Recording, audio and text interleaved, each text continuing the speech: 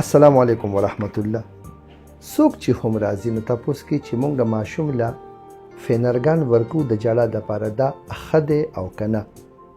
دا فینرګان اصل کې د الرجی بوتل دی.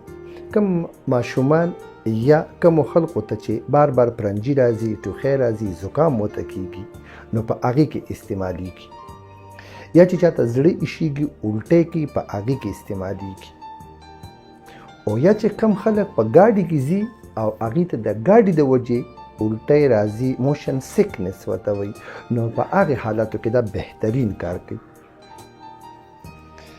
قانوني تور د شپږو کالو نه پکته باندې دا په ډیرو ملکونو کې نشي ورکولی، او په عام فارمیسي کې دا بغیر د ډاکټر د لیکلو نه ورکي هم نه، او د 2 کالو نه پکته خو بالکل ورکول منع دي. وجه څه ده؟ د دې د ټولو نه غټ نقصان دا دی چې مونږ ساه اخلو نو د دې سنټر زمونږ په دماغو کې موجود دی، او دا هغې ته لاړه شي هغه سنټر چې کوم دی اوده کي، نو ماشوم د دې سره ساه بندېدی شي او ماشوم مرګ طرف ته بوستی شي. په زړه باندې اثر شته دی، د زړه رفتار کمی او بلډ پرشر چې کم دی هغه هم کمی. په دماغو اثر دا دی چې د ماشوم د وجود کلک ګټه کی او جټکی په شروع شي یا لاس رپیږي او جبه یې بار کړي دي. او بل نقصان دا چې په ګینټو وسره ماشوم ودوي او خوراک نه کوي نو کمزوري طرف ته هم بوزي.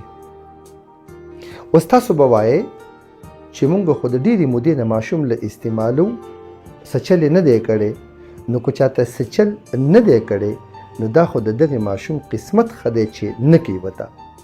نو ماشوم چې جاړي د هغې به څه وجي، یا به وږي، یا به یې خانګې خوږي، یا به یې پوزه بندي، یا به یې تبه وي، یا به ورته نورې مسلې وي.